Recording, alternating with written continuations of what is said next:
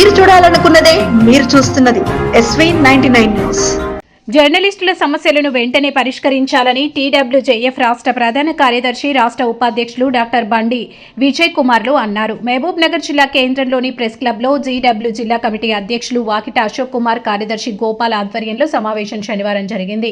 ఈ సమావేశానికి ముఖ్య అతిథిగా హాజరైన రాష్ట్ర ప్రధాన కార్యదర్శి బసవ పున్నయ్య మాట్లాడుతూ, నేడు రాష్ట్రంలో మీడియాకు గడ్డుకాలం ఏర్పడిందన్నారు. మన ఫెడరేషన్ సంఘం ఒక్కటే జర్నలిస్టుల సమస్యలను తీర్చడంలో ముందుందని గుర్తు చేశారు. ఇండ్ల స్థలాలు హెల్త్ కార్డులు గానీ అర్హులైన ప్రతి జర్నలిస్టులకు ఇవ్వాలని డిమాండ్ చేశారు. జర్నలిస్టులందరూ బీపీఎల్ క్రిందనే వస్తారని అన్నారు. జర్నలిస్టులకు బీపీఎల్ కోటాలో డబుల్ బెడ్రూమ్ ఇండ్లు, ఇండ్ల స్థలాలు, పట్టాలు జర్నలిస్టులు కోటా కింద ఇవ్వాలని కోరారు. అదేవిధంగా రైల్వే పాస్లు పునరుద్ధరించాలన్నారు. కేంద్ర రాష్ట్ర ప్రభుత్వాలు జర్నలిస్టులకు ఇచ్చిన హామీలను వెంటనే అమలు చేయాలని కోరారు. జర్నలిస్టులకు రోజురోజు గౌరవం లేకుండా పోతుందన్నారు. ప్రభుత్వాలు ఏకపక్ష నిర్ణయాలు తీసుకుంటున్నాయని ఆవేదన వ్యక్తం చేశారు. ఇతర రాష్ట్రాల తరహాలో జర్నలిస్టులకు రిటైర్మెంట్ పెన్షన్ ఇవ్వాలని డిమాండ్ చేశారు. కేరళ, కర్ణాటక, తమిళనాడులో చట్టం చేసి తద్వారా జర్నలిస్టులకు ఇండ్లు, హెల్త్ కార్డులు, ఇండ్లను కట్టించి ఇస్తుందని గుర్తు చేశారు. అర్హులైన ప్రతి జర్నలిస్టుకి అక్రిడేషన్ కార్డులు ఇప్పించిన ఘనత టీడబ్ల్యూజేఎఫ్ దే అన్నారు. బీజేపీ ప్రభుత్వం కులాల మతాల పేరుతో రాజకీయం చేస్తుందని మండిపడ్డారు. రాష్ట్రంలో మీడియా పరిస్థితి దారుణంగా ఉందన్నారు. ఈ విషయంపై ఉద్యమం చేయాల్సిన అవసరం ఎంతైనా ఉందని తెలిపారు. జర్నలిస్టులకు రక్షణ చట్టం తేవాలని డిమాండ్ చేశారు.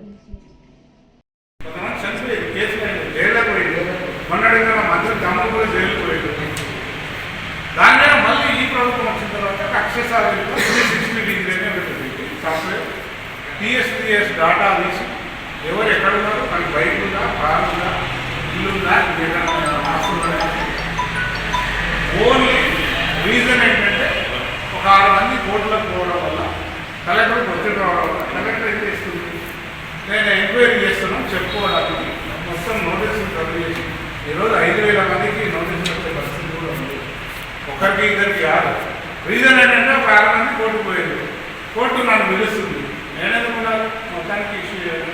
ఒక సెక్షన్ పెట్టి నీకు ఏముంది, నువ్వు నాలుగు కొంతమందికి, నీకు వెహికల్ ఉందని కొంతమందికి, నీకు ఇల్లు ఉంది రోడ్డు అని కొంతమంది, ఏదో ఒక పేరు నోటీసులు సర్వ్ చేసి కోర్టుకు జవాబుదారిగా వాళ్ళు ఆన్సర్ చేయాలి.